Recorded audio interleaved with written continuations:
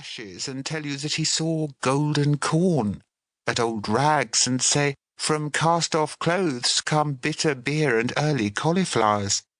In fact, he might go through the whole list and prove to you that so far from it all being rubbish, none of it is rubbish when it gets into its right place, and that every single item has a more or less wonderful future before it.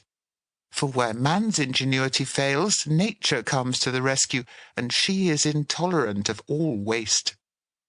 Then again, if archaeologically inclined, he might look at the dust and think of the ancient dust heaps discovered or disinterred in various parts of the world, which tell in such plain language of the habits and manner of life of races long since passed away from the earth, and he might speculate upon the possibility of one of these modern dust heaps being buried and preserved to become an interesting historical record, telling future generations what the ancient Englishman lived upon, what fruits and vegetables he cultivated and what he imported, what fabrics he wore, what perfection he had attained in the arts of pottery and of glass and paper-making, what an extensive trade he must have had with all parts of the world, and many other things besides, too numerous to mention. To the dustman, everything which finds its way into his cart, whether it be ashes, old shoes, or an occasional silver spoon, all comes under the head of dust.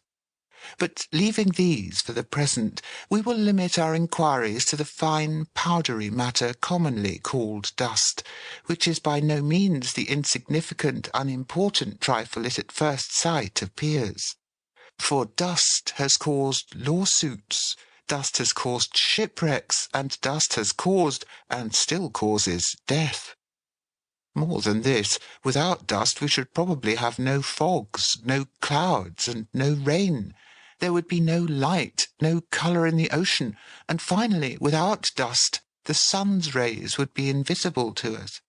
What, then, is this dust, and where does it come from? Inside our houses it consists chiefly of the minute particles rubbed off carpets, furniture, and the like by the ordinary wear and tear of daily life. Carpets and clothes are constantly being worn threadbare by perpetual rubbing,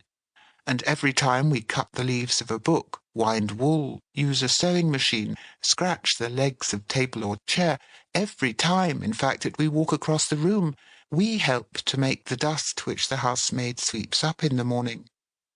But it is not only the things around us which are being thus continually rubbed and worn. Something of the same sort happens to ourselves. We are perpetually changing our skins, not indeed as the lizard does, but piecemeal.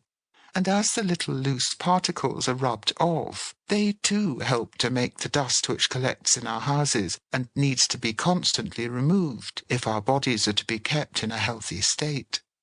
For the greater part of this dust is organic. It has, at one time or other, formed part of some organized living thing, animal or vegetable, and as such it will burn quickly if we set fire to it, or slowly if we spread it upon the fields and leave it, as we say, to decay.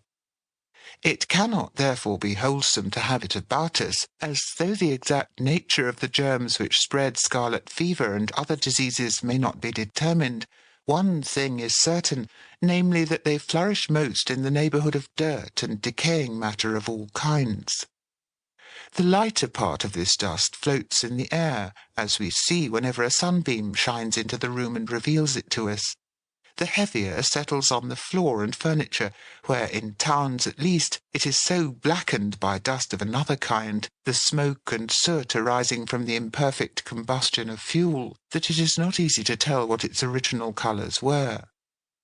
Still, the examination of any bit of flue which has collected behind some piece of furniture too heavy to be constantly moved will show us that it consists in the main of fine hairs and particles of wool, worsted, cotton, etc., which have been worn off by the housemaid's broom and our own movements, and felted together by pressure, some being large enough to show their origin plainly, while others are mere dust, scarcely distinguishable as hairs at all by the naked eye.